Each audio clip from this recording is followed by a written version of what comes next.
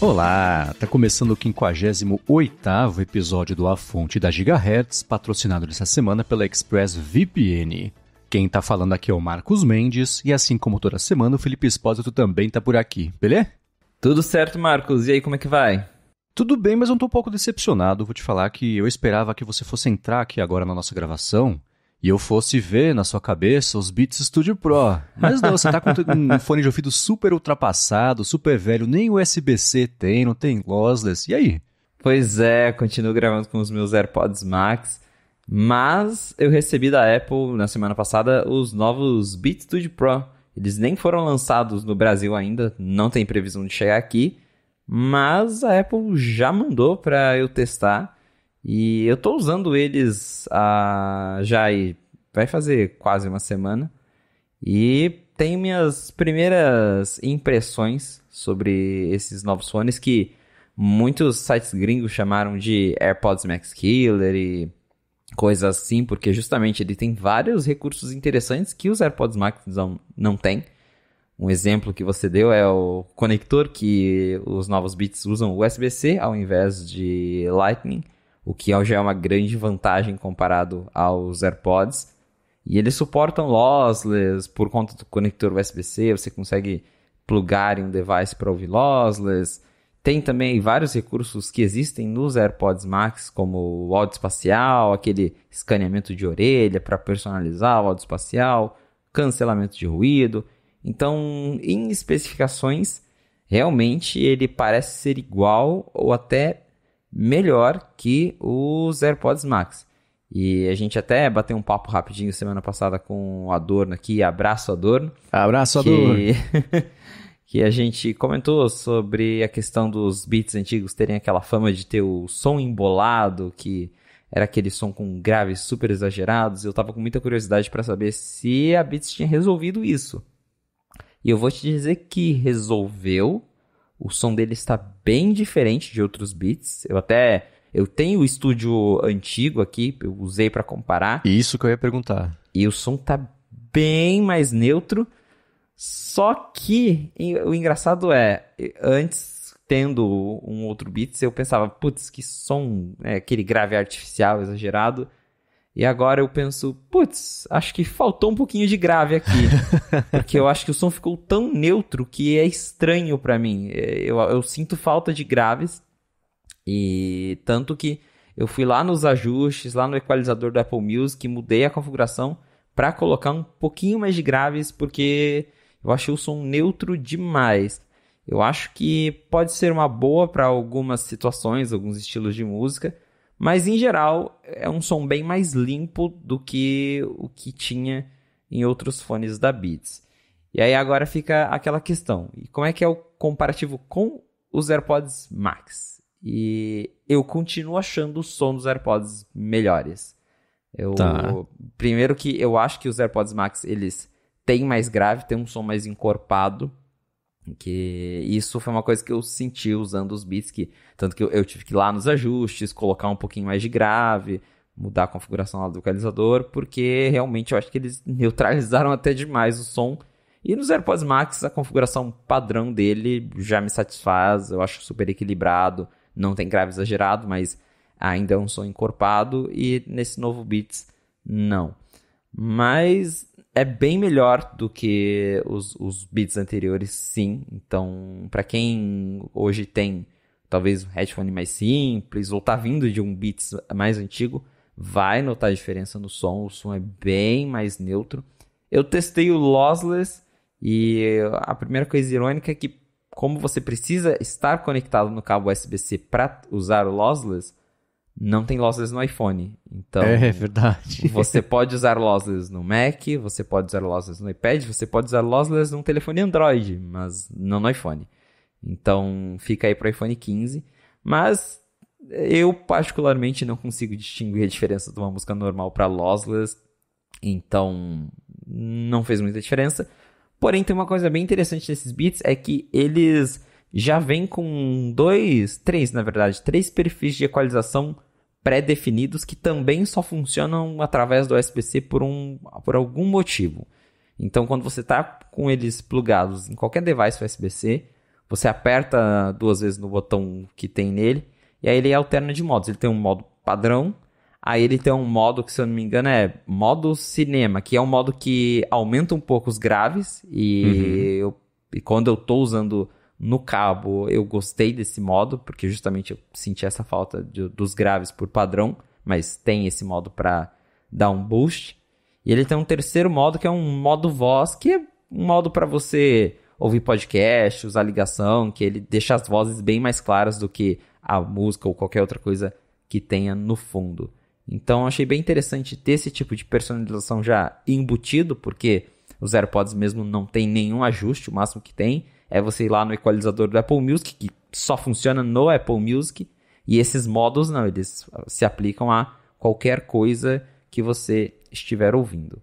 E aí outro detalhe sobre os Beats é a questão do cancelamento de ruído. Eu fiquei surpreso porque o cancelamento funciona bem. Eu não acho que chega a ser nível AirPods, principalmente tendo os AirPods Pro 2, porque eu acho os AirPods Pro 2 até melhores que os meus AirPods Max nisso, porque ele já tem um chip novo, enfim, tudo aquela coisa que a gente já sabe. E ele tá tampando o canal auditivo, né? Uma coisa física impedindo a entrada de som, né? Ajuda. Exato. Mas o cancelamento é bem razoável, ele funciona bem, principalmente quando você tá ouvindo uma música, porque daí realmente você não consegue escutar nada, você não precisa deixar o volume no máximo para não escutar o ambiente externo. Até fui na academia já com os novos Beats e eu gostei do isolamento. O modo de transparência, ele é um pouco estranho, mas ele não chega a ser artificial. Eu acho ele abafado. Porque eu, por exemplo, testei já os Buds da Samsung, os pequenininhos fones deles sem fio, e o modo de transparência deles é muito artificial. Você claramente percebe que é uma gravação, entre aspas, que é algo vindo de um microfone, porque fica aquele som muito artificial. E nos Beats, não. O modo de transparência realmente tem a qualidade do som que você espera ali dos AirPods, mas a grande questão acho que é o design, porque os AirPods Max, o ear cup dele, ele meio que engole toda a sua orelha, então a orelha fica inteira dentro do ear cup.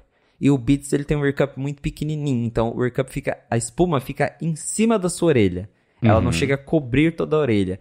Então acho que ainda vaza um pouquinho de som, e aí isso deixa o cancelamento de ruído e o modo de transparência ainda um pouco estranhos, porque por baixo do cancelamento você ainda escuta um tiquinho de som vazado externo.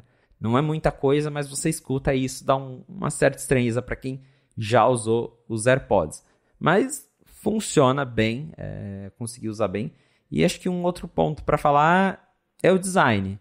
O design é essencialmente um design de fone Beats, então para quem já teve um Beat Studio é exatamente a mesma coisa.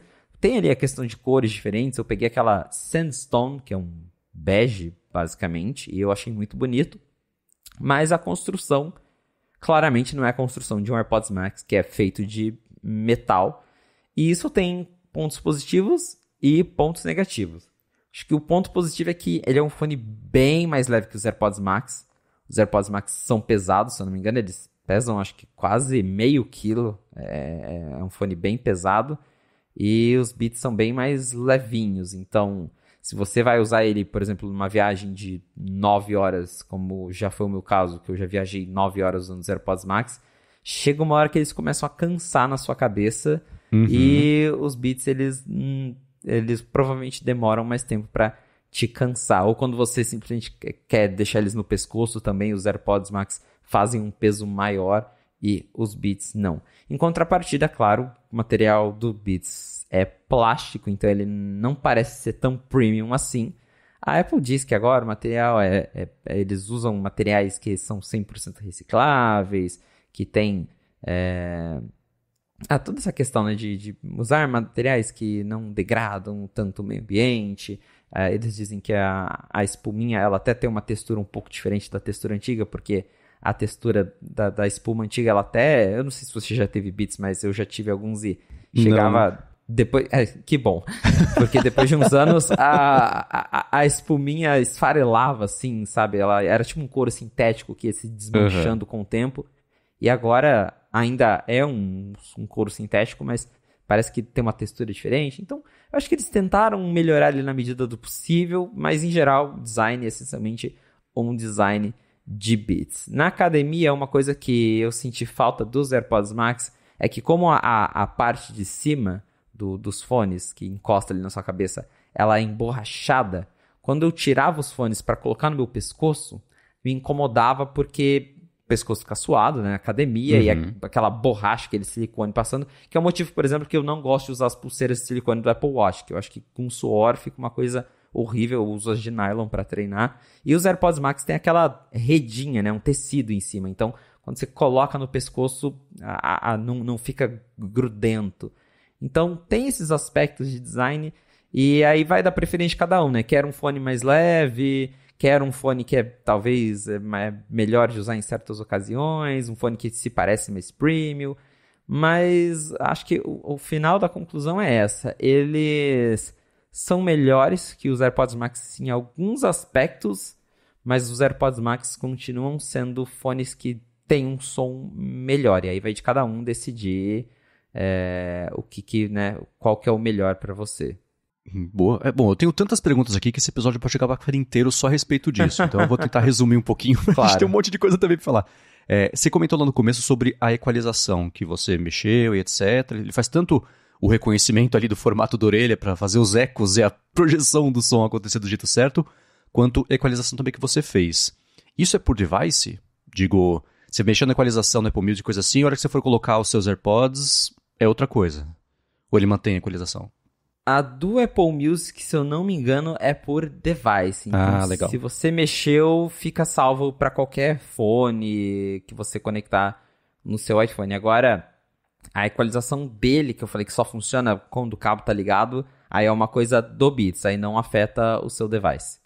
Boa, eu gostei da ideia também dele ter esses modos, né, de voz e coisa assim. É uma coisa que eu espero que chegue em outros fones, nos AirPods mesmo, né, porque acho que isso ajuda nessas situações. E se também puder salvar os ajustes por aplicativo, né? Sempre que eu abrir o Overcast, por exemplo, deixa no modo voz. Agora, se eu for abrir o Apple Music, deixa em outro modo. Isso pode ser bacana. O que você falou de usar na academia é que aí depende, claro, do treino de cada pessoa, né? Tem gente que vai correr na esteira, tem gente que vai fazer algum equipamento lá, mas como é que foi usar ele? Você precisou ficar ajustando, ele caindo? Como é que foi esse uso, o conforto de uso para você se concentrar no exercício e não equilibrar o fone na cabeça? Olha, em geral, sim, enquanto eu estava usando, eu não precisei me preocupar muito com a questão dele cair ou o ajuste dele ficou bem em mim, então não foi um problema. Foi mais essa questão mesmo da borracha ali da cabeça, quando eu tirava o fone e colocava no meu pescoço. Aí me incomodava um pouco, mas usando ele, assim, durante o exercício, foi bem tranquilo. Acho até que mais tranquilo que os AirPods Max, justamente porque os AirPods Max são pesados. Então, quando você tá usando eles fazem um peso maior na cabeça. E os Beats são bem mais levinhos, então é até mais tranquilo nesse quesito. Boa. Isso do peso, você estava comentando, eu fui atrás aqui para ter um ponto de comparação. Se tá na internet é verdade, né? Então, óbvio. Então, claro, eu peguei aqui os sites que dizem que então acho que é isso. Os AirPods Max têm 385 gramas de peso, óbvio, e os fones novos, os Beats Studio Pro, têm 260 gramas. Então, uma diferença de 125 aí, que é basicamente, assim, é meio Beats Studio Pro a menos do que o preço dele próprio. Então, é significativo. E eu, para comparar com o que eu conheço, né, que é o Quiet Comfort 35, que eu estou usando agora, inclusive, que é o que eu uso para fazer gravação e edição, são 236 gramas, então bem próximo aí. Ainda é mais leve do que os da Beats, o que é curioso, né? Porque ele não é inteiro de plástico, como acontece o da Beats, tem uma outra parte... Ele é quase inteiro, mas não é inteiro de plástico. Mas se eu fosse usar, por exemplo, os AirPods Max, eu ia sentir uma diferença enorme, né? Porque esse upgrade de peso na cabeça ainda por cima, né? Parece que ia ser meio quilo mesmo, e não isso. Então só para base de comparação aí. Nem é tanto, se você for ver, né? 125 gramas, acho diferença de um para outro. Mas é na cabeça, né? Então faz diferença mesmo. Exato. Quando você usa por períodos prolongados, aí você começa a sentir esses 125 gramas de diferença. Exato, né? E isso também, você falou uma coisa importante sobre, não da parte da vedação, mas o conforto de usar uma coisa que abraça a orelha versus que amassa a orelha. Né, que vai passando depois de um tempo, especialmente, sei lá, em usos mais prolongados, avião, Esse que amassa a sua orelha, dá uma dor meio aguda, assim, onde tá dobrando. Pelo menos pra mim, é super incômodo. E olha que eu não tenho a maior orelha do mundo, ainda assim. Essa diferença, ela é significativa. E o lance das espumas de fone de ouvido, toda espuma de fone de ouvido, uma hora vai começar a esfarelar. Nunca vi um que foi usado por muito tempo que não aconteceu porque seres humanos são nojentos e naturalmente a gente vai derretendo isso cada vez que usa, né? Não tem jeito. Não tem como escapar, mas eu espero que eles tenham feito espumas que durem mais, pelo menos, dessa vez. Uhum. Sim, né? E eles especialmente, a minha impressão, eu acho que eu já coloquei uma vez na cabeça esses fones, sim, não esses novos, o Beats Studio Pro, mas os Beats normais, e eu me lembro de ser uma textura mais rígida da espuma, não era uma coisa tão acolchoadinha assim, né? Entre a espuma e a orelha, quem ganhava era a espuma, não era a orelha para moldar. Então, essa força, essa pressão mesmo, deve, ao longo do tempo, fazer diferença. Agora eu fiquei com uma dúvida sobre a pulseira da Apple Watch, na verdade. Você falou que você usa a de nylon, né? E não a de silicone, porque, putz, vai suar, etc. Mas eu nunca tive nenhuma de nylon, eu sempre tive o de silicone. Quando não fazia exercício, eu usava uma de couro, que é um couro da primeira versão da Apple Watch, um de couro preto, bem fininho. E quando eu passei a fazer corrida e etc., eu passei a usar com bem mais frequência a de nylon, de silicone. E eu tenho a sensação oposta que você, porque pra mim a de silicone é assim, putz, beleza, tá usando, tá meio suado, tá, mas você chega em casa, lava, seca, bota pra carregar e tá resolvido. Como é que é o dia a dia disso com essa de nylon? A de silicone é muito mais fácil de limpar, né? Agora, nylon por ser um tecido, aí você tem que realmente ter o trabalho de lavar ela, até porque senão ela fica bem encardida, dependendo da cor, isso é bem notável. Mas durante o exercício, eu acho que usar a de nylon é mais confortável, porque ela não transpira tanto, justamente, né? Uhum. Ela ajuda ali a transpiração a passar pelo tecido, enquanto a de silicone, pelo menos pra mim, eu começo a sentir a pulseira esfregando na minha pele durante o exercício, e essa sensação me incomoda. Então eu prefiro usar a de nylon, mesmo que dê mais trabalho pra limpar depois, pra realmente lavar ela, esfregar ali na mão. Mas durante o exercício eu acho que acaba sendo mais confortável. Beleza. E aí você vai me dizendo conforme o tempo for passando sobre isso, porque eu imagino que o principal desafio com essa de nylon no longo prazo, de novo, os seres humanos são nojentos. A gente vai, usa, lava, sua, seca, deve começar a ficar com um cheiro meio ruim, não sei. Minha impressão é essa, por isso que eu nunca nem tentei. Falei, bom, essa tá funcionando, fica suado, né, me incomoda, mas ok, já aprendi a conviver com isso, versus cada vez que eu usar e lavar a pulseira, eu penso, estraguei ela um pouquinho mais agora.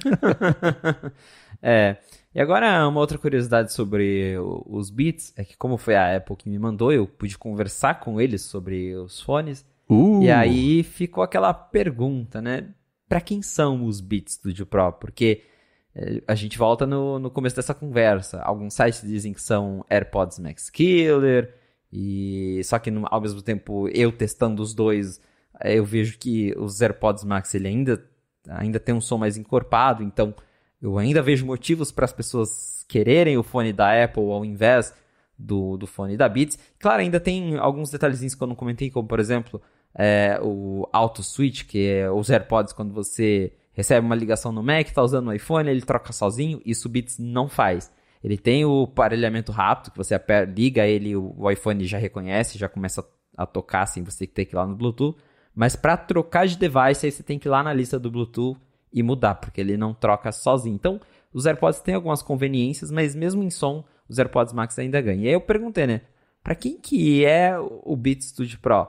E o pessoal da Beats foi bem, assim, até honesto, bem sincero, e eles comentaram que, olha, a gente fez esse fone pensando na galera mais jovem que quer ter um headphone mais legal. Muitos vão comprar como o seu primeiro headphone premium, só que não vão gastar $550 nos AirPods Max.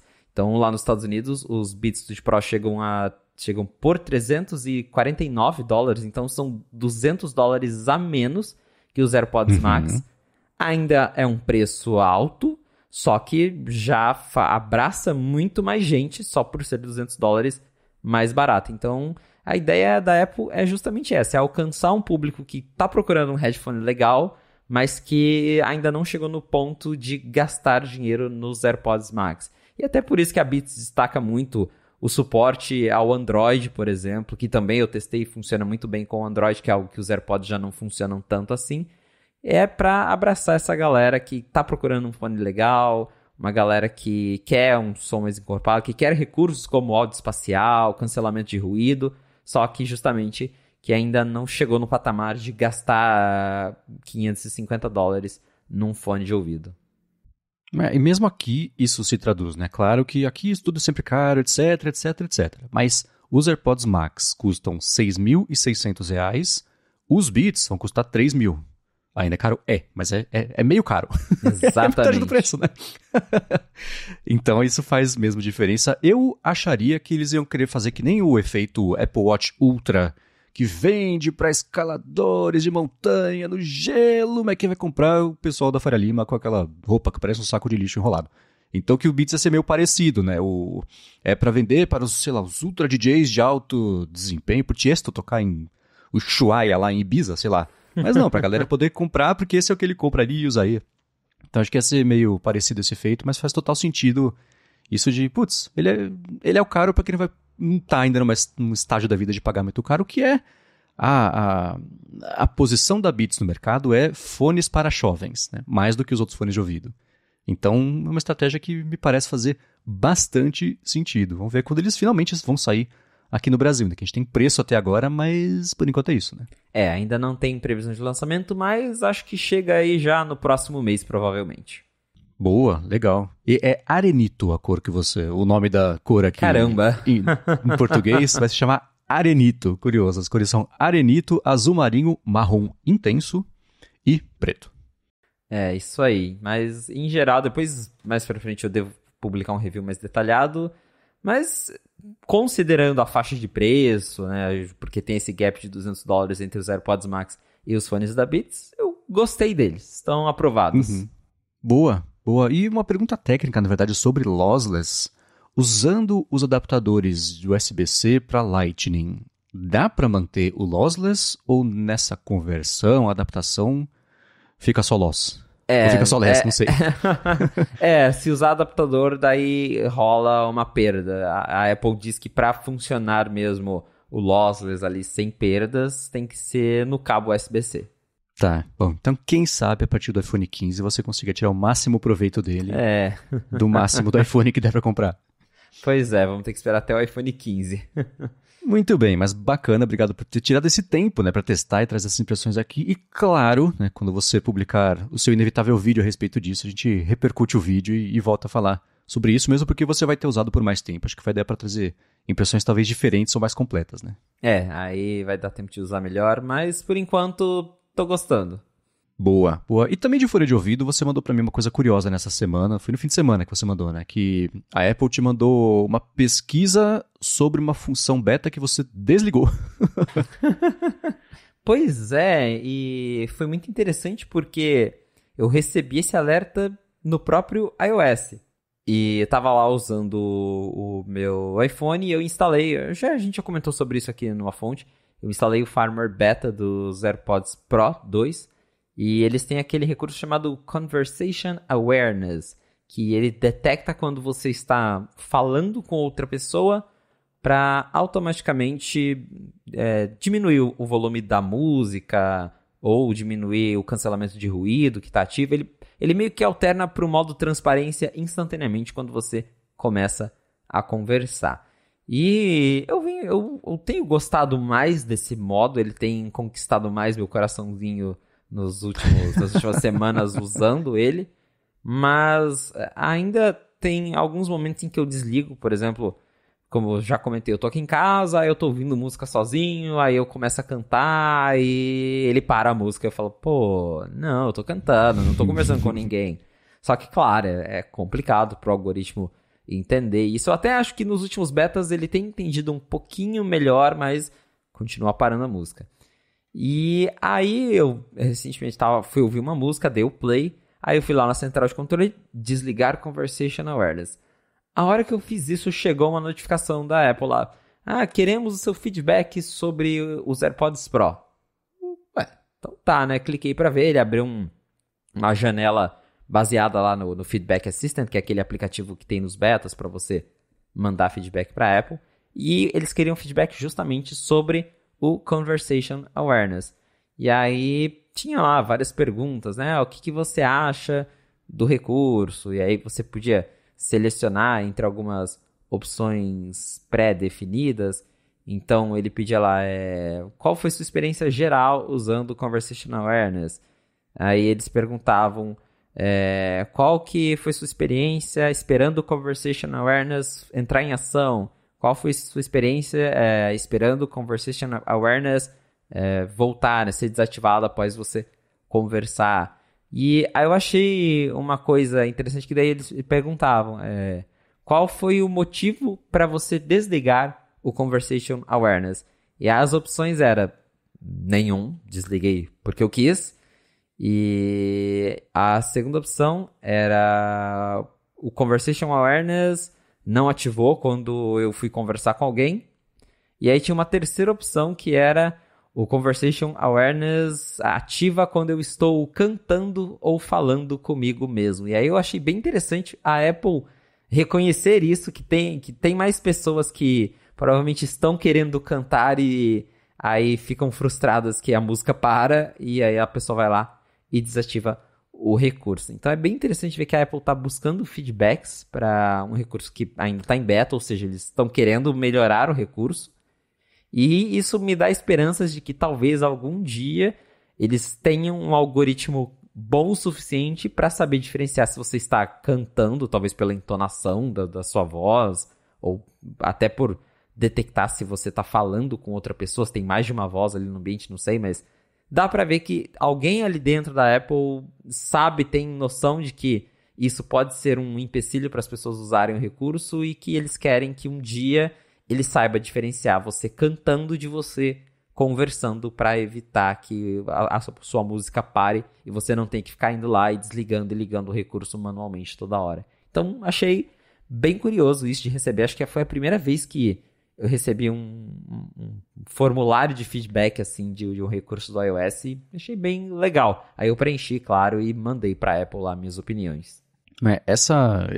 Esse episódio foi bem interessante que aconteceu com você, porque as opções que a Apple deu, tanto sobre o comportamento dele entre baixar o volume, ou, por exemplo, o pessoal esperava que desse para pausar ao invés de baixar o volume, ou ao contrário, uma coisa assim. E esse negócio de ele ativar quando você está falando sozinho ou cantando, que são coisas que você tinha comentado, o pessoal que está usando os betas comentou, dá para ver que, primeiro, é um desafio lá dentro da Apple fazer isso funcionar direito. Ela quer ver o que é prioridade para fazer funcionar direito de saída, quando o negócio for lançado oficialmente, e priorizando as outras coisas a partir disso, né? Então, nas duas perguntas que ela te fez, existe a questão de pausar ao invés de só reduzir o volume. Tem a questão do quão rápido ele volta para o volume normal depois que ele ativar e desativar a função. E essa de falar sozinho deve ser bem irritante. E uma questão importante é a seguinte: é o tipo de função que chega, você usa, se não funciona, pelo menos comigo é assim, né? Se não funciona, eu desligo e pronto. Já ela deixa de passar a existir no campo de possibilidades para mim. Melhorou, putz, que bom, testei, não funcionou e beleza. Não é uma coisa que eu, pelo menos, vá voltar a usar de tempos em tempos. Se funcionou, eu vou usar. Se não funcionou, eu desligo e nunca mais penso a respeito. Então, eles vão ter uma chance de causar uma boa impressão com isso aí, tipo Threads, né? E aí, se não funcionar, as pessoas falam, eu testei e não é pra mim. Então é importante lançar direito mesmo. Exatamente. Por enquanto ainda tá em beta, então o número de pessoas testando é bem limitado, mas a gente tá quase em agosto, então já tá nas mãos de todo mundo, né? Nos ouvidos de todo mundo. E aí, se o recurso não estiver funcionando bem, vai ser um problema. Sim, e uma última coisa é a seguinte: dentro da Apple deve ter o time pausa e o time reduz volume, para como é que isso deve funcionar. Nossa, com Eles devem certeza. estar 50-50 ali, e fala, tá bom, então pergunta para as pessoas, o que as pessoas quiserem a gente faz, né? Inclusive o comportamento hoje ele muda de app para app, porque eu já percebi isso, quando você tá ouvindo um podcast, ele pausa o podcast, porque eu acho que ele entende que é um conteúdo que você não pode perder. Sim. E música, ele só diminui o volume mesmo. A música continua tocando baixinho, a hora que você para de conversar, ela volta no volume mais alto. Isso eu acho que faz total sentido. Né? Também gosto desse jeito, pra falar a verdade. Senão se o podcast só reduzir o volume, dá um efeito meio sanduíche-ishi, né? Que nem você lê uma palavra e fala a palavra que você leu ao invés de falar o que você queria dizer. Ia ser meio assim, né, o tempo inteiro. Pelo menos, de novo, pra mim, né? Eu sou meio bugado desse jeito. Sim. Muito bem, bacana saber que a Apple tá de olho nisso aí. Vamos esperar que nos próximos... Na verdade, que eles lançassem um beta público pro fone de ouvido, que eu tô curiosíssimo pra testar essa função, mas eu não tô disposto a fazer os 18 passos do passo a passo que eu vi que é pra ligar isso aí. É como eu brinquei, né? Até eu terminar e dar certo o passo a passo, já é setembro, outubro, isso já saiu oficialmente. Então eu vou esperar mais um pouquinho. Então vamos seguir aqui com os follow-ups. A gente comentou sobre monitores na semana passada e o Ricardo perguntou se a gente sabe, por exemplo, a gente comentou sobre o desempenho e funções do Studio Display, também da tela dos MacBook Pros atuais. E o Ricardo quer saber na comparação disso com o iMac de 24 polegadas. Ele ficou pensando se o iMac tivesse sido atualizado para o M2... E se tivesse o M2 Pro também, seria uma boa opção, mas levando em conta a parte de monitores. Então, em questão de tela, a tela do iMac, ela é essencialmente a tela retina padrão da Apple, o LCD com 500 ou 600 nits, eu vou até confirmar aqui agora, porque eu não lembro de cabeça. 500 nits, então o brilho ele tá um pouco abaixo do que o Studio Display da Apple, que tem, se eu não me engano, 600 nits. Isso, 600 nits. Mas, tirando isso, a densidade de pixel é praticamente a mesma. É um painel LCD tradicional, 60 Hz. Então, o iMac ele tem a tela retina padrão da Apple, assim como o Studio Display. Então, a diferença daí fica por conta do MacBook Pro, porque esse sim tem uma tela bem mais próxima, até mais avançada do que a tela do Pro Display XDR, como a gente comentou aqui, porque o MacBook Pro ele tem o mini LED, então tem o local dimming, que a iluminação é bem mais precisa, tem o 120 Hz, a tela do MacBook Pro ela passa de 1000 nits de brilho, então é realmente um HDR de verdade, assim como no Pro Display XDR. Então, se você está comparando com o Studio Display, essencialmente a tela do iMac é a mesma. Agora, no caso do MacBook Pro e do Pro Display XDR, aí você já tem um painel bem superior. Tem que levar em conta também, claro, né? Junto com o display do iMac vem todo o resto do computador, então uma questão aí de orçamento. E de acordo com o Gurman, vai sair em breve o iMac de 24 polegadas com a família de chips M3, né? Então pode ser uma vantagem em favor dele versus comprar um outro computador, seja ele para usar com o Studio Display ou algum outro monitor, né? Com certeza. Então, muito bem. Então, respondido para o Ricardo, vamos seguir aqui com um follow-up curioso. O Henrique Félix mandou pra gente, sobre o acordo da Apple com a Major League Soccer, talvez agora esteja engrenando, né? Porque, o Messi estreou lá num time lá dos Estados Unidos e o primeiro jogo parece que foi super bacana, que ele fez um gol nos acréscimos de falta, foi toda uma festa lá.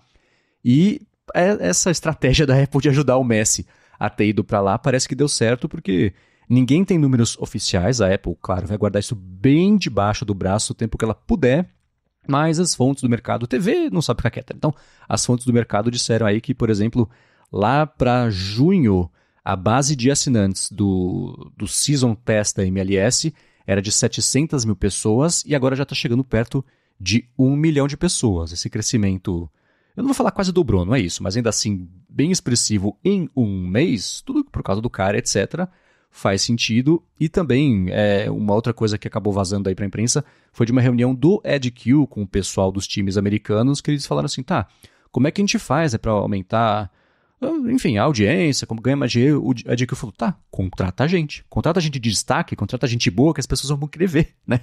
E essa exposição da Major League Soccer para outros países, né, e ficar fácil de acessar, etc., junto com o Messi agora na jogada toda, parece que agora começa a ficar mais óbvio por quê, né? Que a Apple estava investindo nisso, porque é claro que ia ter bastante dinheiro nisso aí. E era um mercado inexplorado, né? Exato. Então, a Apple está tentando aí entrar cada vez mais nesse mundo dos esportes. E aí teve essa reportagem falando justamente do EdQ, conversando com o pessoal ali da MLS. E o próprio John Gruber, ele deixa aqui em destaque, que ele repostou essa matéria e ele deixa um comentário dele no final, comentando justamente sobre essa diferença entre TV tradicional e o streaming, porque na TV tradicional a gente tem medidores de audiência, então você sabe ali quantas pessoas estão assistindo naquele momento, e isso é público, né? Esses dados são públicos porque geralmente isso é medido também por terceiros. E no caso do streaming, não, né? Então quem sabe quantas pessoas estão assistindo, assinando é a Apple, e a Apple não traz esses dados a público, a menos quando eles são interessantes para a Apple. Mas raramente eles discutem esse tipo de número. Então, acho que até para os próprios investidores, executivos trabalhando junto com a Apple, acho que fica talvez uma pressão em cima deles para ter esses números, e a Apple, conhecendo a Apple, ela não é de dar esses números absolutos, pelo menos não o tempo todo. Então, temos essa diferença aí. Mas, sim, se o conteúdo é bom, ele acaba atraindo mais assinantes e, pelo jeito, tá funcionando, né? Sim, e o Gruber colocou um ponto importante que é o seguinte: além da gente não ter ideia da audiência, se a gente tivesse ideia, se a Apple falasse 1 milhão de pessoas, a gente não tem a referência. Isso é muito? Isso é pouco? Não sei, porque a concorrência também não divulga nada, né? Então fica todo mundo guardando os números embaixo do braço, e se alguém divulgar algum número... eu acho que esses números eles deixaram de ter valor quando não tem mais um padrão reconhecido de mercado, que era, por exemplo, o Ibope, o Nielsen, que o pessoal podia até discordar da forma como esses dados eram feitos, eram coletados, mas era uma coisa só, era um padrão, né? Você pode discordar, mas discordando agora você sabe o que é 2, o que é 4, o que é bom, o que é ruim. Então, a Netflix, por exemplo, se você pensou numa série por 3 segundos, pronto, você conta como audiência agora, né? Não dá pra você medir isso. É a Amazon, nós temos não sei quantos milhões de assinantes do Amazon Video. Não, vocês têm milhões de assinantes do Amazon Prime. O Amazon Video é o brinde, né? Quantas pessoas estão vendo, de fato, isso aí versus o público. Então, agora, cada empresa achou um jeito próprio de contar a própria história e colocar esses números como se fossem bons. É impossível saber se esses números são bons ou não. Então, acho que todas essas métricas de audiência agora elas perderam um pouquinho o valor, porque... E aí a Netflix também, geralmente as pessoas assistem em grupos de 3 ou 4. Então, na verdade, esse filme aqui teve 1 bilhão de visualizações. Tudo bem que o Ibope é assim, né? Tinha aquela caixinha lá que conseguia saber quantas pessoas estavam no ambiente, quando estava vendo, etc. Mas não tem padrão. Se não tem padrão, é impossível saber agora quando uma notícia é boa de verdade ou se é só a empresa querendo fazer ela parecer boa para justificar investimento e tentar melhorar as ações, né? Exatamente. Então, é um desafio para todo mundo, né? Essa mudança para o mercado de streaming, principalmente nesse ramo do esporte, que sempre foi algo tão ligado com TV por assinatura e agora está migrando para um formato de negócios bem diferente. É isso aí. E um outro follow-up aqui de assuntos que a gente comentou nessa semana, ou nas últimas semanas, na verdade, é do caso da Apple contra a Epic. A Epic esperava, acho que ela processou a Apple, claro, esperando que ela fosse vencer, que ela tinha um caso super sólido em favor dela, e conforme o caso está evoluindo, ela está percebendo que, na verdade, não, o que vale é a assinatura do contrato que dizia que ia ser assim se ela discordasse que não assinasse o contrato, né?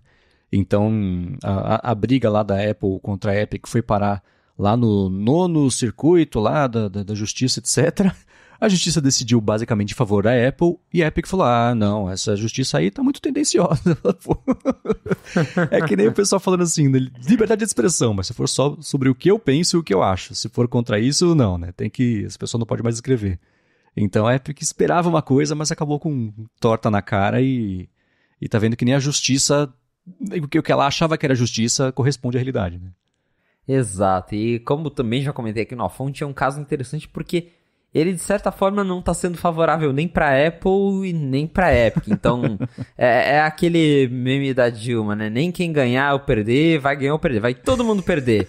E acho que esse é o caso da briga da Apple e da Epic, porque a Apple esperava se safar de todas as obrigações de mexer com a App Store e, se, pelo menos de acordo com a decisão do 9º circuito, e isso agora vai para a Suprema Corte, que a própria Apple pediu para recorrer, é porque a juíza falou, não, ok, o Fortnite não precisa voltar para a App Store, você não precisa deixar isso, problema da Epic, mas vocês vão ter que flexibilizar as regras da App Store, e a Apple não quer Fortnite na App Store e não quer flexibilizar regra nenhuma, então a Apple está recorrendo, só que, claro, a Epic quer que a Apple seja forçada a fazer ainda mais coisas, a abrir mais a App Store, ou até a deixar o Fortnite voltar para a App Store. Então a Epic continua também recorrendo dessa decisão e isso vai longe, né? O caso está indo para a Suprema Corte agora, as duas empresas estão levando esse caso para cima, vão continuar brigando e a gente não sabe até quando, né? Porque já é um caso que está rolando desde 2020 e vai se estender, acho que até 2024, pelo menos. No mínimo, isso aí vai levar mais tempo do que o caso da Apple contra a Samsung lá no começo da era dos tablets, que, enfim, se prolongou horrores. A gente vai trazendo esse caso de volta quando pintarem notícias ou interessantes, ou curiosas, ou relevantes. E acho que essa semana foi mais curioso, né? Porque reclamando que a lei tá permissiva demais pra Apple. Poxa, essa é a lei. Mas vamos lá, vamos seguir aqui e trazer um assunto bacana que pintou nessa última semana, que é o segundo beta do Vision OS 2. Mas antes de falar sobre isso, eu vou agradecer a ExpressVPN que está mais uma vez patrocinando o A Fonte e segue com desconto para você que quer navegar de um jeito mais seguro web afora e usar muito mais do seu serviço de streaming. Afinal, você está pagando por eles. A parte de segurança, se você se conectar a Wi-Fi que são públicos, tipo de shopping, de aeroporto, de hotel e etc., eles são de graça porque os seus dados são observados e vendidos aí para instituto de pesquisa, coisa desse tipo. Mas com o ExpressVPN isso não acontece. Se você for se conectar a esse Wi-Fi, você primeiro se conecta a ExpressVPN, escolhe o servidor, que pode ser do Brasil mesmo, se você estiver por aqui, ou se você quiser um servidor de fora, você faz isso também, e aí os dados passam a ser criptografados, nem quem está oferecendo conexão consegue ver quais sites você está acessando, quais aplicativos, por quanto tempo que está consumindo, etc. Ninguém tem acesso a isso. Agora a parte de streaming, falando nisso, é a seguinte: o catálogo da Netflix aqui no Brasil é diferente do que tem nos Estados Unidos e em outros países também. Cada país tem o seu catálogo por conta de direito, distribuição, etc. Mas quando você paga pelo streaming, você espera ter o streaming, né? Então, com a ExpressVPN, se você, por exemplo, se conectar ao servidor que eles têm nos Estados Unidos e abrir a Netflix, você vai ver o catálogo de lá e não o catálogo daqui, que tem coisas diferentes. Já falei, vou repetir, estou vendo pela Croácia no HBO Max The West Wing, porque não dá mais para ver pelo Max, que é agora que viram nos Estados Unidos, e pela Croácia, acho que Bulgária, enfim, dá para ver o que você está a fim de ver usando a ExpressVPN. Agora, a parte mais bacana é a seguinte: acessando o endereço expressvpn.com/afonte, tem link na descrição do episódio, você vai ter primeiro 30 dias para experimentar a ExpressVPN e ver como é fácil instalar no seu computador, no seu tablet, na TV também, dependendo do modelo. E aí você depois vai ter 3 meses de graça também para assinar o plano anual, mas tem que ser por meio do link expressvpn.com/afonte. Mais uma vez, link na descrição do episódio. Muito obrigado, ExpressVPN, pelo patrocínio de mais esse episódio da Fonte e pelo apoio a toda Gigahertz. Valeu, ExpressVPN! Muito bem, nessa última semana a Apple liberou o segundo beta do Vision OS, acho que umas 2, 3 semanas depois da primeira versão do beta, e como você detalhou o que aconteceu lá no 95 Mac, chegou a vez de você detalhar aqui também na Fonte o que tem de bacana, de relevante, de novo, de interessante aí nesse segundo beta. É isso, então saiu o segundo beta do Vision OS e aí você pode se perguntar, mas por que beta do Vision OS, né? Se não tem ninguém com o Apple Vision Pro ainda. Primeiro, o SDK dos desenvolvedores já está disponível, então eles precisam atualizar isso para os desenvolvedores testarem os aplicativos. Tem o simulador já do Apple Vision Pro já junto com o Xcode. E segundo, que a gente também vai falar disso, a Apple vai começar a mandar o Apple Vision Pro para desenvolvedores selecionados a partir desse ou do próximo mês, né? Que agora a gente já está no dia 31, mas ela já abriu lá o formulário para a galera pedir o Apple Vision Pro para testar. E aí veio esse segundo beta do Vision OS e eu fucei os códigos para tentar descobrir mais coisas, entender mais sobre o Vision OS e encontrar detalhes que a Apple não revelou pra gente. Como a gente não tem de fato acesso ao Vision OS ligado, tudo que eu encontrei, tudo que eu tô relatando aqui é baseado em códigos que não existiam no beta que a Apple liberou antes e que foram adicionados agora. Então, um detalhe, por exemplo, que eu encontrei que a Apple, eu pelo menos não vi ela falando em lugar nenhum, é sobre o FaceTime. A gente sabe que o Apple Vision vai ter FaceTime, que tem FaceTime em grupo, mas um detalhe curioso é que quando a Apple mostrou lá que você pode colocar as pessoas em janelinhas flutuantes ali no seu ambiente, segundo os códigos do Vision OS, você só pode ter 9 dessas janelinhas de pessoas. Então você só vai conseguir ver até 9 pessoas numa conferência. Você vai poder conversar com mais pessoas, mas ver elas, você vai ter que escolher 9 das... No iPhone, pelo menos, são até 32 participantes do FaceTime em grupo. Então, imagino que o número seja o mesmo. Desses 32, você vai poder escolher até 9 para ver a imagem deles fixa ali no seu ambiente. Então, uma curiosidade aí sobre como vai funcionar o FaceTime no Apple Vision Pro. E outro detalhe que eu também não lembro da Apple comentar em lugar nenhum e que agora apareceu nos códigos é que o Apple Vision Pro ele tem aquele recurso chamado Environments, que você escolhe ali um fundo bonito para colocar quando você vai assistir um vídeo, por exemplo. Você consegue colocar ali uma montanha, um céu, e aí você escolhe se você vai... tem a cor digital para você ficar mais imersivo ou menos imersivo. Pelo que eu vi, se você está conversando no FaceTime com outra pessoa que tem o Apple Vision Pro, você pode não apenas ligar esse modo, então você vai ver a pessoa por cima ali da montanha, do céu estrelado, como também tem uma opção para sincronizar esse fundo com a outra pessoa. Então vocês dois vão estar meio que no mesmo universo virtual compartilhado ali, cada um vendo no seu Apple Vision. E outro detalhe também sobre esse recurso Environment é que apesar dele ter ali funcionar através da coroa digital para você ajustar o nível, e até o nosso colega Tassos Veloso que veio aqui contou pra gente que era bem preciso, que você ia ajustando, vai ter também alguns modos pré-definidos. Então tem ali as opções completo, metade, mínimo ou desligado. Então provavelmente pelo que eu entendi, isso vai ser um botão na central de controle do Vision OS. E aí lá você clica, ele vai... Como se fosse, acho que, alternar entre o modo transparência, modo cancelamento de ruído dos AirPods. Você vai clicando e ele já vai fazendo um ajuste pré-definido se você não quiser ficar ali girando a coroa digital.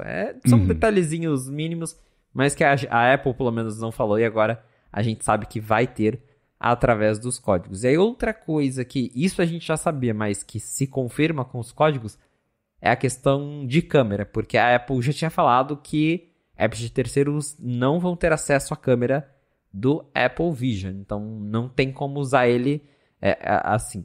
Tem como usar para tirar foto, mas não com apps de terceiros. Você só vai conseguir literalmente usar ele para fazer aquelas fotos 3D que a Apple falou, mas não tem, por exemplo, a possibilidade de um Halide da vida ser lançado para o Vision Pro, porque ainda não existe uma API de câmera. A gente não sabe muitos motivos, mas a Apple diz que é mais por questão de privacidade. Acho que por ser um device novo, enfim.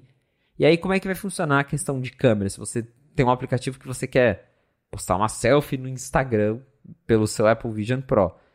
Segundo a Apple, quando você abrir você está lá rodando um aplicativo de iPhone ou iPad que tem acesso à câmera, se você abrir a câmera, esse aplicativo ele pode capturar a sua persona, que é aquele avatar 3D meio realista, meio esquisito que a gente já comentou.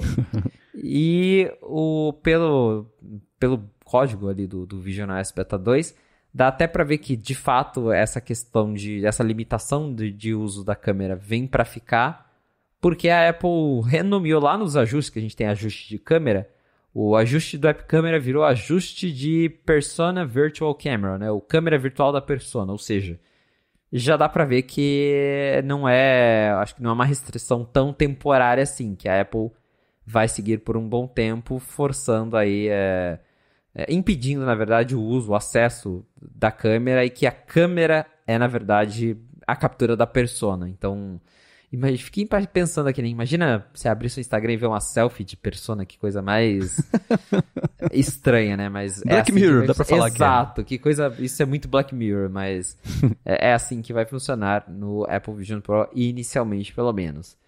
Temos também detalhes sobre o Optic ID, que é o scanner de íris do Vision Pro, que é assim que ele faz a autenticação. E não chega a ser uma surpresa, mas também é um detalhezinho que a Apple não comentou.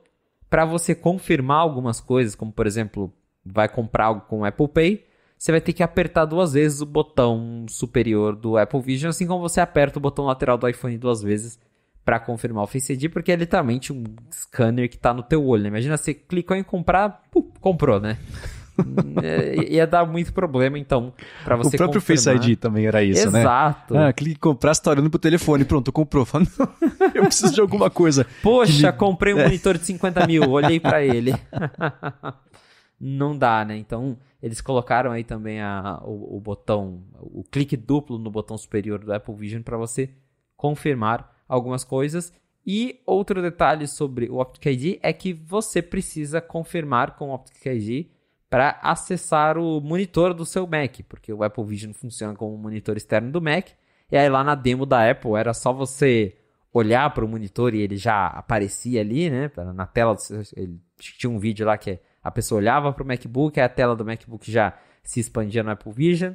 Mas pelo que eu entendi nos códigos, você também vai ter que dar uma confirmadinha ali com o Optic ID antes de liberar o acesso, até porque, imagina, alguém lá pega teu Apple Vision e aí a pessoa olha pro Mac e ela tem acesso ao teu computador, né? Não seria uma coisa tão legal assim, então Exato. ele também vai pedir o Optic ID para desbloquear o seu Mac através do Vision Pro. E aí também nessa onda de Optic ID, os códigos já indicam que Apple Pay é uma das coisas que não vai funcionar no Guest Mode, que é o modo de convidado que você pode ativar ali para as pessoas brincarem no teu Vision Pro sem ter acesso aos seus dados pessoais. E aí, claro, faz muito sentido, o Apple Pay não estará disponível nesse modo. Outros detalhes incluem a possibilidade de instalar apps instalar no Apple Vision, instalar aplicativos nele através do iPhone ou iPad. Então, você está lá na App Store do seu iPhone, você encontra um app legal para o Apple Vision Pro, você não vai precisar colocar ele na cabeça, ligar ele, achar o aplicativo de novo. Vai ter uma opção para instalar os aplicativos direto do iPhone no Apple Vision. E tem também umas coisas de acessibilidade, por exemplo, o Hand Pointer, que a Apple até mostrou isso já numa sessão da WWDC, que é um recurso de acessibilidade que mostra exatamente para onde você está apontando e que tem também a opção de você interagir com a interface usando as mãos. E agora, com o código, a gente descobriu que para você ligar esse Hand Pointer, você vai ter que juntar aí, dar um duplo clique com o seu polegar e o seu dedo do meio. Então você faz isso 2 vezes e o sistema vai reconhecer o gesto e vai ativar o Hand Pointer. E aí outro detalhe interessante é que a Apple colocou um modo para você recadastrar, eu diria que é um modo de recalibração, para se por um acaso o Apple Vision perder ali o tracking do seu olho, ou o tracking até das mãos, vai ter um modo que você aperta o botão superior 4 vezes e o sistema vai te jogar de volta para aquela tela de recalibrar os olhos, recalibrar ali as mãos para o reconhecimento voltar a ser preciso caso aconteça algum erro. E também a Apple colocou um botão para forçar o encerramento de aplicativos, o que é curioso, né? Já que a Apple mesmo ela não incentiva os usuários a ficar fechando aplicativo de iPhone. Vários engenheiros já falaram, não, você pode fechar, mas não é para fechar, é para deixar aberto. Mas o visionOS Beta 2 tem um botão para forçar o encerramento de aplicativos. E imagina até que seja útil, porque é um device super novo, num sistema novo, e a galera que vai testar o visionOS agora num aparelho de verdade provavelmente ainda vai encontrar muitos bugs até o lançamento disso em 2024, e não deve ser nada legal um aplicativo travar enquanto ele está no modo super imersivo, né? Então a Apple colocou aí um atalho para que se algum app travar na sua cara, você consiga fechá-lo com facilidade. É bastante coisa legal. Dá para ver, por exemplo, desde o começo da lista que você estava detalhando, a Apple já tinha no evento mesmo falado sobre preocupação com privacidade, etc.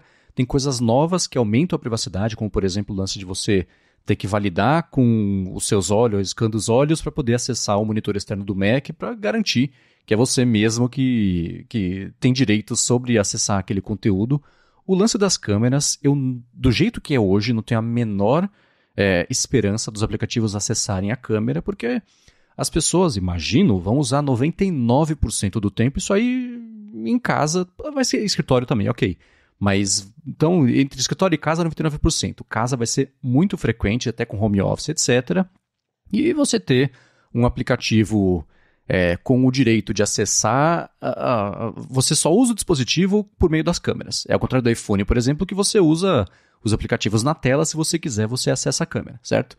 Então, como a câmera ela é parte essencial de usar, a câmera vai ver tudo o que acontece na casa das pessoas. As pessoas nem sempre andam de roupa, né? As crianças ficam passando para lá e para cá, e existe uma questão também de exposição de crianças na internet, que não é bacana. Então, você limitar o acesso à câmera é assim, Instagram quer usar a câmera, beleza. Você abre o módulo câmera, que só quem vê é o Vision Pro, você tira a foto, o Vision Pro entrega essa foto, por exemplo, para o Instagram. Tô chutando como é que vai ser uma coisa desse tipo, que me parece ser o mais apropriado, porque não vai, você limita o uso? Limita, você pode impedir funções bacanas, é como se fosse assim no Instagram ou no Snapchat no iPhone, e não existiriam filtros, por exemplo, né? Porque o filtro é aplicado no rosto da pessoa ali na hora, faz o reconhecimento, existem interações divertidíssimas com base nisso, mas a gente hoje sabe usar, na maior parte do tempo, a câmera do telefone versus um dispositivo novo. Então, nesse momento, eu não tenho a menor esperança que qualquer aplicativo possa acessar a câmera, porque mesmo usando, a gente ainda não vai ter a dimensão do quão invasivo é você ter uma câmera 100% ligada na sua casa para o bagulho funcionar, né? Então, a chance de dar errado é muito grande, especialmente com aplicativos e empresas, que a gente sabe que privacidade nunca é exatamente uma questão resolvida, como são os aplicativos, por exemplo, do Facebook, né? E eu gostei da interface do hand pointer, né? O apontador, o mouse de mão ali. Parece que você tá com uma varinha mágica gigante, que tá uma varinha de pescar, sei lá, para cutucar a interface com um bambu grandão ali entre as coisas. Eu achei divertido isso aí. E o fato de você poder ativar dando um toque duplo do dedão com o dedo médio é bacana também, porque lembra até aquela funcionalidade do Apple Watch, que é mais impressionante ainda, né? Dele saber com qual dedo você está tocando o dedão com base nos tendões, na movimentação e não sei o que lá. Então eu acho interessante essa interação. E uma coisa que acho que você não comentou, que é bacana também, é sobre você trocar o isolamento de luz, né? Que é uma coisa meio modular ali. Isso, então a gente encontrou uma animação dentro dos arquivos do beta que guia o usuário para trocar o que a Apple chama de Light Seal, que é a vedação de luz. E o próprio Tassos comentou com a gente que o Apple Vision ele é bem modular, então ele desmonta, né, todo, de certa forma, porque a própria Apple dá a entender que quando ele estiver à venda, vão ter várias opções disponíveis para você, não só a questão de lentes, mas também desse Light Seal. Então, pela animação, ela até mostra ali que sai um tamanho S e vem um tamanho L, né, que é um pequeno, e depois você coloca o grande. Então, provavelmente a Apple vai oferecer diferentes tamanhos dessa vedação para você colocar um que se ajusta melhor ao seu rosto. Então, vai ter um tamanho mais apertado, vai ter um tamanho mais largo. E para um dispositivo que fica na sua cara, né, e que é para ser imersivo, é importante que esteja bem ajustado, e realmente parece que a Apple vai oferecer aí diferentes opções para que você consiga ajustar o máximo possível o Apple Vision a você. Boa. E falando sobre essa vedação, eu fiquei pensando, no fim de semana saiu no Mac Magazine matéria que eu fiz, que fala sobre o que o Galaxy Z Fold 5 pode ensinar pra gente sobre o futuro do Apple Vision Pro. A gente tá com a pauta cheia aqui, não sei se vai dar pra detalhar essa matéria, quem quiser ler, dá uma espiadinha lá, que eu espero ter ficado interessante, mas desenvolvendo essa matéria, eu me dei conta de que eu não vi ainda a Apple mostrando crianças usando o headset, que por conta do tamanho dele. Teve alguma coisa sobre crianças usarem o headset em algum momento, ou a Apple não tocou nesse assunto ainda? Não teve em nenhum momento. Eu acho que eu não vi nada público, mas eu lembro que antes do lançamento oficial, o Mark Gurman chegou a comentar lá que quando a Apple estava na questão regulatória do Apple Vision Pro, que eles colocaram que o produto não foi feito para crianças, que eles não recomendam o uso. É igual quando você compra lá um videogame que aparece aqueles 500 disclaimers lá, tipo, não sei o que tem que tomar cuidado, que tem luzes, coisas que piscam e... isso não vai aparecer na cara da pessoa, mas com certeza lá nos termos legais do Apple Vision parece que tem algo sobre não ser recomendado para crianças, e de fato, se você olhar nas imagens de marketing, WWDC, eventos, sessões, não tem não tem nenhuma criança mesmo aparecendo com o Apple Vision na cara. Beleza, eu falei isso da vedação porque o rosto, a cabeça de uma criança é bem menor, né? Então vai ser mais difícil de vedar, então pode ter até esse negócio da vedação pequena, média e grande, o quanto ela ocupa do espaço, que talvez a cabeça mesmo não ocupe, para ficar vedado bonitinho ali. Mas foi o que me ocorreu redigindo aquele texto. Eu falei, deixa eu perguntar pro Felipe se eu que não vi nada sobre crianças, ou se a Apple tá ficando meio longe disso por inúmeros motivos, incluindo esse do negócio ser meio grande, né, pra cabeça da criança. Enfim, né, a Apple publicou 2 documentos que chamaram atenção na última semana com os termos que o pessoal de desenvolvimento tem que concordar para poder receber o kit de desenvolvimento, e um que pintou hoje de manhã também os termos para poder testar. Eu vou ler aqui esses termos, a gente pode ou só rir deles ou comentar de fato o impacto disso, né? Quem tem a memória boa, acompanha faz mais tempo, sabe que o iPhone 4 acabou aparecendo antes da hora porque um engenheiro da Apple foi num bar e esqueceu o iPhone no bar. Ele estava com um case que parecia ser do iPhone 3G ou 3GS na época, mas na verdade era iPhone 4. Isso foi para na mão do Gizmodo, que deu o maior problema. E aí, tudo bem que nesse ano é diferente, porque a Apple já mostrou como é que vai ser o headset, mas ainda assim, quem for receber esse kit de desenvolvimento para poder já começar a preparar os aplicativos, vai ter que concordar com termos como, por exemplo, a pessoa vai receber em casa ou no escritório e o headset tem que ficar em um ambiente com portas sólidas, totalmente isolados, quer dizer, sem janelas, né? E o andar também tem que ser isolado, fechaduras que podem ser ativadas ou desativadas ali quando o headset estiver em uso. Então, se você é uma pessoa de desenvolvimento que está lá fazendo um aplicativo para o headset, se tranca nessa sala e usa. Não pode nem alguém entrar ali na sala, e você não pode permitir que pessoas não autorizadas, sendo elas pessoas da família, amigos, colegas de quarto ou pessoas que trabalhem na casa, possam acessar, ver, mexer ou usar o kit de desenvolvimento. Quando você usa o kit, ele tem que estar no seu controle ativo, você tem que estar ou segurando ou ele tem que estar sob o seu domínio e linha de visão por todos os momentos, não pisque. Você tem que olhar para ele o tempo inteiro e você tem que garantir que ele seja protegido por uma senha, o que é bacana. Nunca deixa ele sem nenhum tipo de supervisão. E quando ele estiver em uso, você desliga o kit de desenvolvimento e tranca ele num case, num lugar separado, tipo um cofre que tem que ser dessa sala super isolada. Você não pode, claro, tirar esse headset do endereço onde ele está designado para funcionar, e só você ou quem você autorizar expressamente que podem acessar o kit vão ter a possibilidade, vão estar permitidos a usar. A Apple ainda fala, se você for ficar mais de 10 dias longe do kit de desenvolvimento, entre em contato com a Apple para ver como é que é o melhor jeito de proceder, enfim, ele se mantenha seguro, imagino, travado, inutilizável durante esse período, e que a pessoa concorda em restringir o acesso ao kit de desenvolvimento, ou também só quem tiver ali autorizado para mexer, e que todas as precauções razoáveis vão ser tomadas para garantir que o headset, né, impeça que ele seja perdido ou roubado. Caramba! Então, né, olha só que é complicado isso aí para quem vai testar. E o que mais me intriga é pensar em como é que eles vão monitorar tudo isso. Porque eles vão ficar monitorando as câmeras do kit de desenvolvimento para ver quem está usando, onde está usando. Eu quero acreditar que eles não vão fazer isso, porque se fizerem é uma baita invasão de privacidade, por mais que seja um negócio feito para desenvolvimento, é só desenvolvedor, mas tem muito desenvolvedor que vai usar isso em casa. A pessoa não tem um escritório, a pessoa, né, trabalha de casa, e aí é um tanto estranho. Eu acho que é mais um texto legal que a Apple mandou o GPT fazer com 1001 proteções, do que o Siri GPT, né, que tem os rumores falando, do que de fato algo que ela realmente vai enforçar. Mas claro que a gente não vai, até deve rolar, mas ela quer evitar que os desenvolvedores, por exemplo, mandem fotos para a imprensa, que a gente sabe que inevitavelmente uma hora vai acontecer, alguém vai vazar alguma coisa.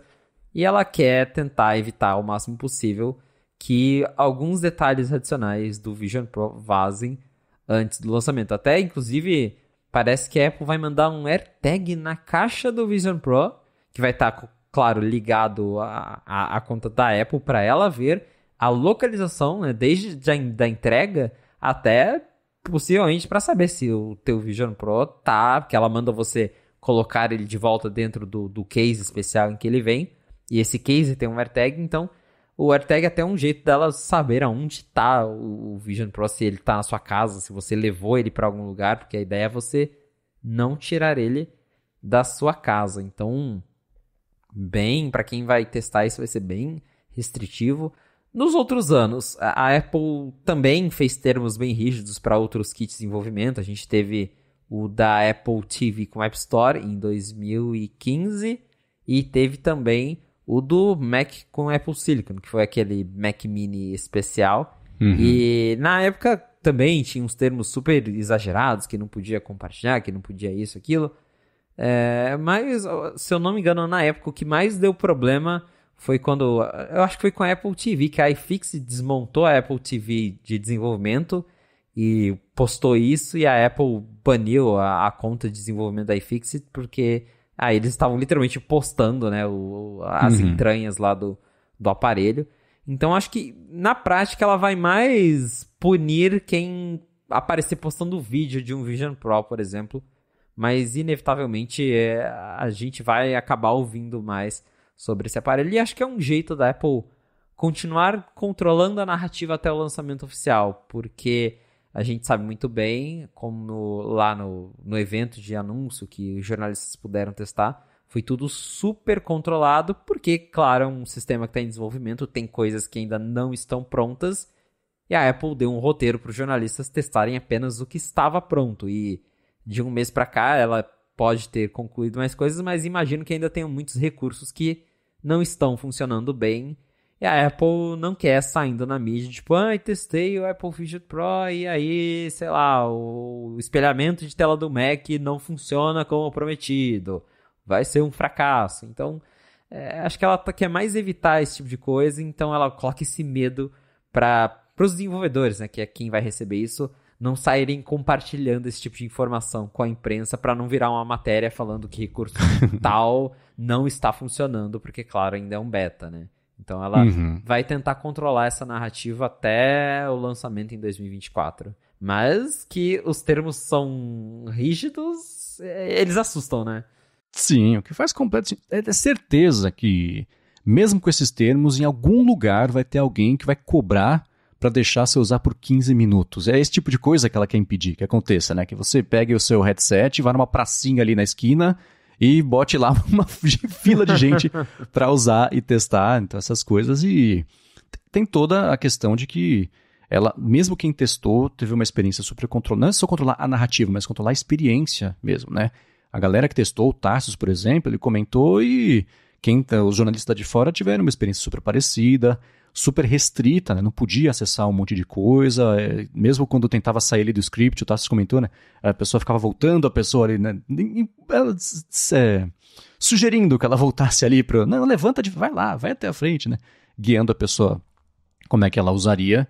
Então é claro que mesmo com essas restrições todas vão aparecer um monte de histórias novas e coisas novas que a gente não sabia a respeito dele, especialmente limitações, nessas coisas também que a Apple vai querer controlar e impedir que aconteça. Agora, nessa semana também, hoje na verdade, o pessoal começou a receber que a Apple vai fazer uns laboratórios de uso do headset em alguns lugares do mundo, isso não inclui aqui o Brasil, e o James Thompson, que faz o Picalc e faz...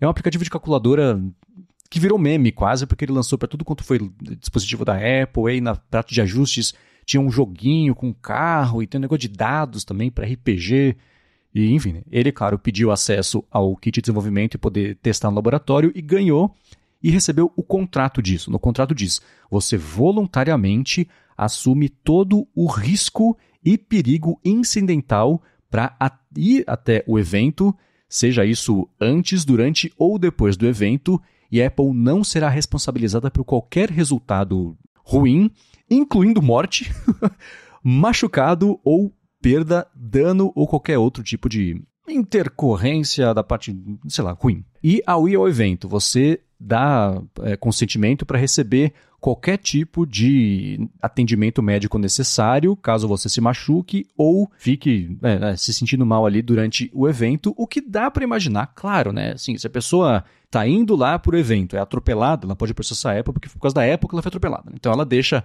isso bem explícito, que se a pessoa morrer, a culpa é dela, basicamente, mas também é outro contrato aí, e ela também fala no contrato, você vai se responsabilizar por qualquer atendimento médico que você receba durante o evento, etc. Então tá aí Mais um contrato feito pelo GPT, bem abrangente, não é pelo GPT, mas a gente tá brincando, mas bem abrangente, que é claro que vai chamar atenção e virar meme, né? Eu tenho quase certeza que esse contrato aí é o contrato da galera lá da série Round 6 da Netflix, que o pessoal assinou antes de entrar naqueles jogos mortais lá. Então, tá bem nesse nível, né? Pra você ir lá pra Cupertino dar uma olhadinha no headset. Pois é, e não só Cupertino, ele, por exemplo, vai lá no escritório que a Apple abriu no Battersea Power Station, que é até da capa do álbum do Pink Floyd lá, do Animals, mas ainda assim, em todos os lugares ela se garantindo, e como eu sempre digo, onde tem um aviso, tem uma história, então fico curioso para saber o que determinou que essas coisas entrassem aí nesse contrato. Agora, seguindo aqui com os assuntos que pintaram nessa semana, o Gurman publicou no último fim de semana a tradicional newsletter dele, Power On, com detalhes sobre o que vem por aí, e ele detalhou, ele corroborou, na verdade, iPhone 15 mais caro neste ano, acho que essa altura é meio inevitável mesmo, né? Na semana passada não tinha sido ele, agora foi ele. Falou que o iPhone 15 vai chegar mais caro e deu alguns detalhes a respeito do design mesmo dele, a parte de moldura, o arredondamento ali entre a tela e o corpo também. Mas o que mais me chamou a atenção, ele falou sobre o USB-C, mas o que mais me chamou a atenção é, claro, inevitável, iPhone mais caro nesse ano. Lá fora. Exato. E quando aumenta lá fora, a gente sabe que aumenta aqui, não tem fica jeito. Mais barato aqui. Exato, no Brasil não tem como. Mas é que quando uma pessoa fala, vai ficar mais caro, a gente fica, alerta amarelo, né? Aí duas pessoas falam, vai ficar mais caro, alerta vermelho. Aí agora já é a segunda reportagem da Bloomberg falando, vai ficar mais caro. Então, a essa altura, parece que realmente a gente vai ter iPhone mais caro esse ano. E não é uma boa notícia de novo pra gente, porque aumenta lá fora, aumenta aqui também. Não tem jeito, a Apple vai passar esse reajuste pro resto do mundo. Então dá pra gente esperar. Pelo que a gente tem escutado, vai ser algo aí entre 100 a 200 dólares mais caro. Então, se forem 100 dólares, já são aí 500 reais a mais no Brasil. E vai acabar afetando aí muita gente, porque a gente já tem um iPhone bem caro. E tirando essa parte do preço, ele basicamente corroborou o que a gente já sabia, que vai ter o USB-C, que vai ter um design novo, que a Dynamic Island está vindo para todos os modelos, que só a linha Pro vai ter o chip A16. Ele também falou das estimativas de venda do iPhone 15 e que mesmo com o aumento de preços, a Apple espera aumentar a receita dela com a venda de iPhones. E aí ele comentou, né, sobre isso do material, que eu achei interessante, porque até agora acho que não estava muito claro se todo o iPhone ia ser feito de titânio ou só o frame. E ele esclareceu que é só o frame, que a traseira vai continuar sendo vidro, aquele vidro fosco que a gente tem nos atuais iPhone Pro, e que o vidro ele vai se juntar nesse frame que vai ser um pouquinho curvo, nesse frame de titânio. Então a Apple só está trocando o aço por titânio, mas a traseira ela ainda vai ser de vidro. Então tem esse detalhe aí, porque existia ali, né, alguns rumores cogitavam se a Apple ia mudar tudo para titânio, mas não, vai ser só o frame mesmo. Ele não vai ter mais aquele acabamento brilhoso, que particularmente eu estou ansioso, porque por mais que o iPhone com aço ele seja muito bonito quando você olha para ele, você colocar na mão sem uma capinha e ele fica nojento em 30 segundos. Então, pelo menos o titânio não vai deixar esse tipo de marca, né, por ser fosco. Então, ótimo que venha essa mudança. E aí também outras coisas que a gente já sabia, como você comentou, o caso do USB-C. E ele falou também que no ano passado, quando a Apple estava trabalhando no Apple Watch Ultra, eles testaram uma versão Dark, uma versão escura do titânio, porque o Apple Watch Ultra ele só está disponível em uma cor, não tem opção de cor. E segundo ele, na época os designers não gostaram do resultado, mas que eles estariam testando trazer esse titânio escuro pro iPhone 15 Pro, Ultra, a gente não sabe o nome, mas para ter aí mais de uma opção de cor, porque pelo também que a gente está entendendo, o titânio realmente ele só tem uma opção de cor, então independente de qual cor você escolher para o vidro traseiro, que acho que vai ser a única coisa colorida nesse iPhone, ele teria o mesmo frame ali na mesma cor, né, em todos os modelos. Então, pode ser que a Apple esteja trabalhando aí num titânio mais escuro para pelo menos um dos modelos ter um frame, de repente um modelo preto, né, preto espacial, sim espacial, sei lá o que a Apple vai colocar de nome, meia-noite, mas que um dos modelos tenha um frame de titânio mais escuro do que os outros. Agora, reta final dos rumores praticamente, né, porque a gente hoje já tá no dia 31, tá quase começando agosto, e aí setembro tá logo aí com os novos iPhones. Eu, assim como você, não sou muito fã desse acabamento tão brilhante, glossy, né, que é o termo que eles usam lá fora para essa parte da moldura. Eu preferiria uma coisa um pouco mais fosca. Até hoje, meu favorito ainda é o iPhone 4. Eu acho que todo o aspecto dele é bacana. O sanduíche de vidro, né, com a tela, o vidro dando a impressão de que ia bem até a bordinha ali, não era abraçado pela moldura, o que era um pesadelo de durabilidade, porque é que nem a comparação com o Moto que o Coca fez no ADT passado, né? O bumper era o vidro, era o iPhone, né? Qualquer coisa que acontecesse ali era direto no vidro, ele quebrava com muita facilidade, mas ainda assim eu acho ele o mais bonito, né? Gosto dessa ideia dessas laterais do vidro serem um pouquinho mais curvas para deixar ele mais ergonômico ali de segurar. Gosto muito disso que o Gurman comentou, que a moldura dele, que hoje dos iPhones atuais está em 2,2 milímetros para 1,1 milímetro e meio, né? Vai parecer que é só tela a parte da frente, quase está próximo disso, né? Isso eu achei bem bacana. E eu fico até pensando, não poderia, pelo menos até onde eu sei da tecnologia de carregamento por indução, tem que ser de vidro, né? Se ela trocasse por titânio na parte de trás, matava o MagSafe, né? Tem esse aspecto também, que inclusive na época que tinha aquele rumor de que a iPad ia ganhar MagSafe, que a Apple ia fazer um logo de vidro para poder passar energia por ele, porque realmente no metal não tem como fazer carregamento por indução. Né? Um jeito de resolver isso seria, por exemplo, aquele Smart Connector que a Apple fez para os iPads e que, né, a impressão que eu tinha é que apareceu um monte de acessório para isso, câmera, ring light, sei lá, e nada, né? Virou ali o conector do teclado e do case com teclado, basicamente, e nunca virou um MFI da vida para liberar isso aí, mas ainda assim, se ela mudasse para titânio, poderia ser uma coisa dessa, mas já existe agora todo um ecossistema de carregamento por indução, magnético, tem função do iOS 17 que tira proveito disso. Então acho que, pelo futuro, a menos que a Apple dê um jeito de inventar uma física nova para fazer o carregamento por indução com as tecnologias do carregador atuais se conectando ao iPhone com material novo, vai ser vidro aí por um futuro próximo, ou no máximo uma argola de vidro, sei lá, né? Mas não dá muito para fugir disso com o que a gente tem hoje em dia, né?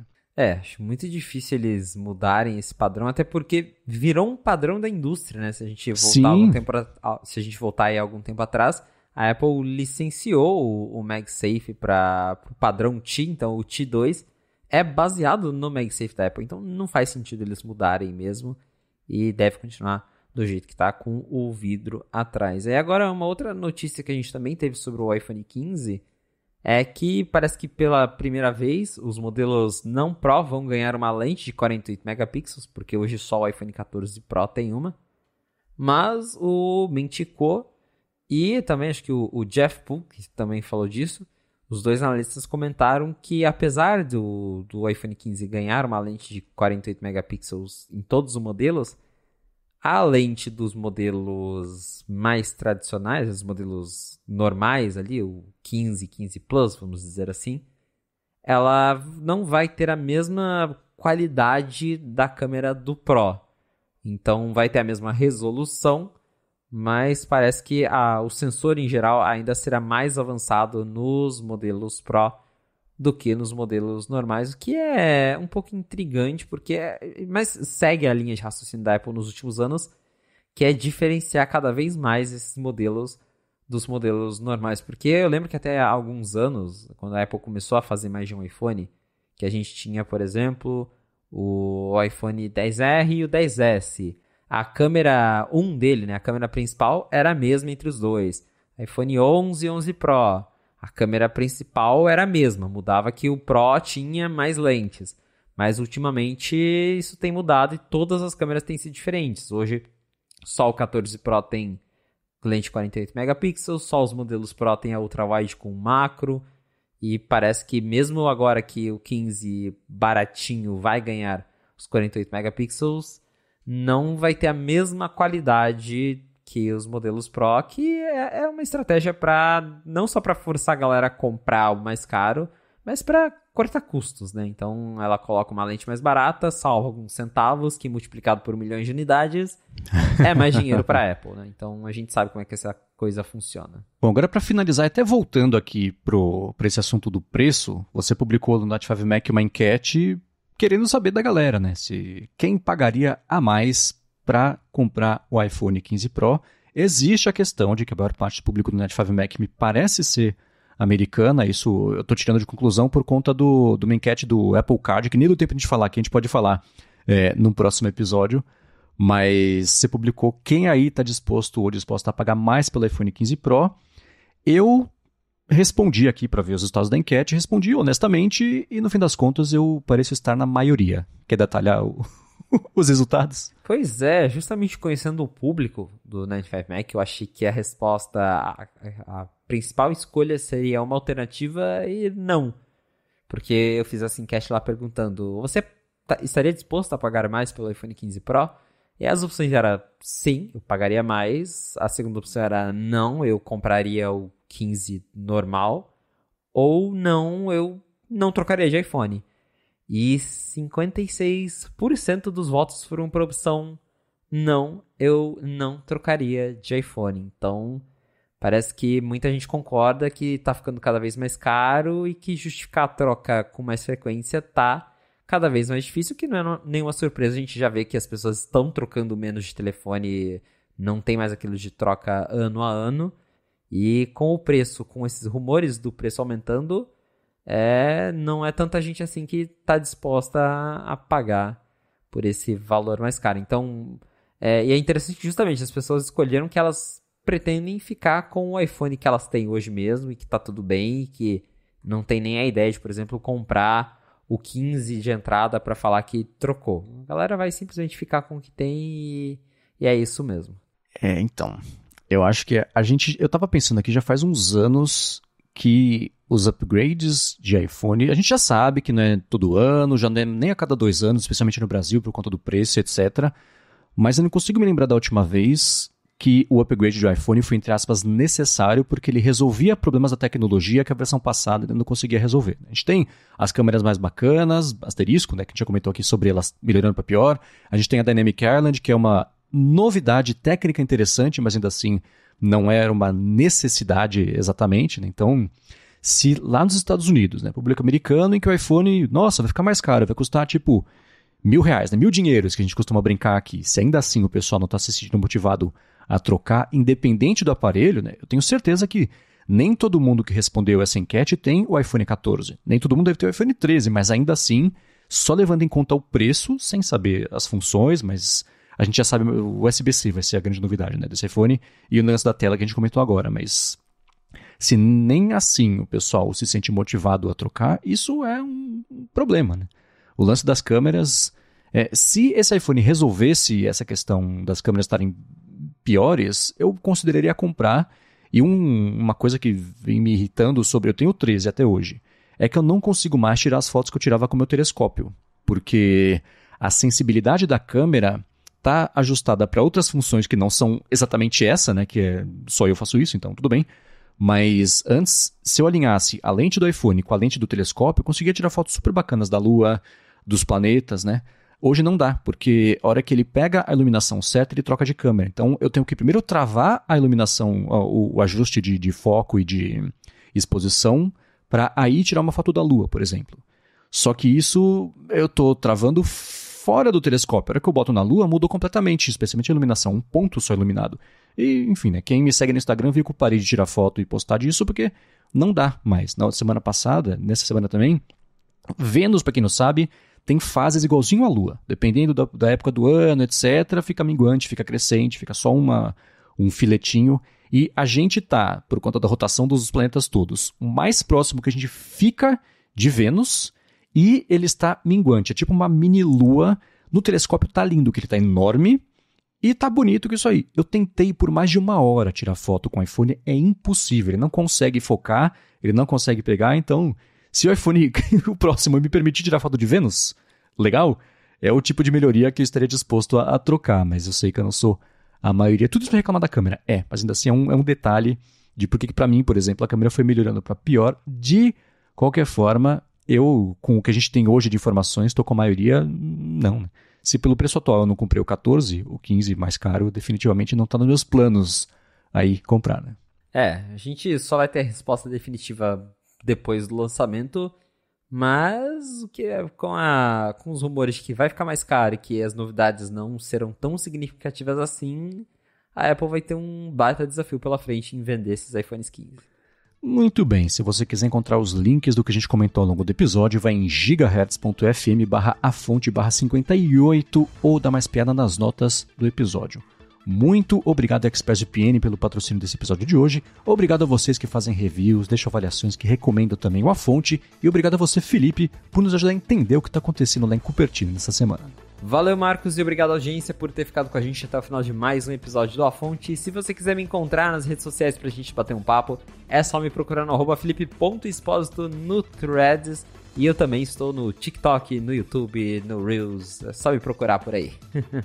Boa, eu sou MVC Mendes nessas redes todas também, exceto o TikTok. Apresento aqui na Gigahertz o Área de Trabalho de Transferência também, escrevo para o Mac Magazine todo sábado e participo do Hipsters Fora de Controle para a Lura toda sexta-feira.